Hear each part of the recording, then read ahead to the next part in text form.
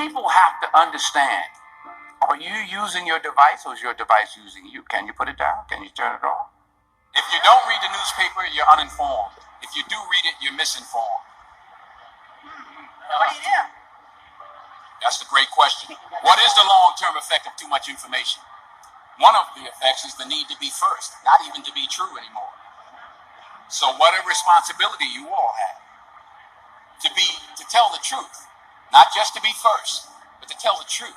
We live in a society now where it's just first. Who cares? Get it out there.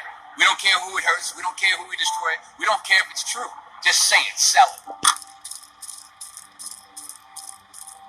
My biggest concern is the unfettered access to social media and cell phones, quite frankly, because there's a biology to these things that are as addictive as alcohol, nicotine, and gambling.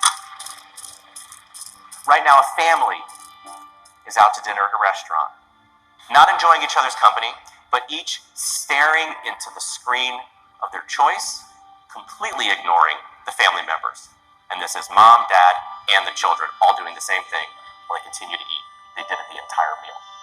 Right now, an infant is getting their first iPhone and learning to tap and swipe all while drooling on it.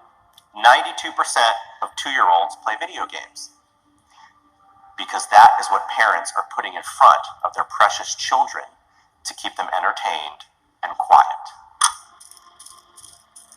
This is your life now. No natural behavior. Everybody's wearing clothes they don't want to wear. Everybody's showing up and doing something they don't want to do. They have no connection to. That's the problem with our society.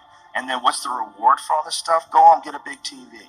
Go home, you're going to get a shiny belt buckle. You're going to get a nice purse. You're going to wear shoes that you couldn't afford last week. You're going to get that dream car. And every week we're chasing down this new object. And every week we're trying to fill this hole in this sad shadow of a life that we've been left with after work. That you work 8 to whatever the hours a day plus commuting. And then you're like this. And that's your life. That's your real life. All that other stuff is not your life anymore. All that other stuff is work. And most of us have committed to that. I know you've been there before, and I've been there before. And we understand that it's a trap because we got out of it. But for the people that are in it, a lot of times they don't even understand it's a trap. They just think it's a good job. They think they got dental. I'm doing really good. I got my own parking spot, it's got my name on it.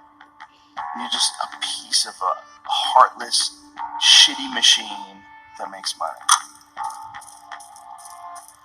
All these kids that are graduating college with these $80,000 degrees that can't even work at Starbucks. All the people who put their money in the stock market and bought all this real estate, 2008, it all went away. Don't let anybody fool you into believing that there's a guarantee, that there's a safe way. The well-trodden path is the scariest way, in my opinion, right? Because then you just spent the last 80 years of your life doing everything that everybody else told you to do, and you never really lived or produced anything unique. If everybody's going this way, go that way.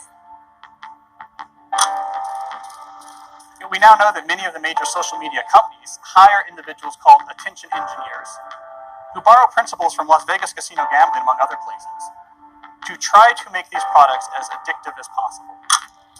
In South Korea, internet addiction is classified along with alcohol, cigarettes, and gambling as an addiction. You know, it's about balance. It's not that they're inherently bad, and it's not that texting or social media is inherently bad, but it's when it gets out of balance. If somebody carries their phone wherever they go, like they physically feel anxiety if they put it down, when they're with their friends and have to have it up the entire time looking at the phone while they're with their friends, you know, when they wake up in the morning and check their phone before they say good morning to the person sleeping next to them, these are problems. This is out of balance. I'm not knocking the phone. What I'm saying is we have to understand, we have to at least ask ourselves, around the world, you here in England, wherever you are, what is it doing to us?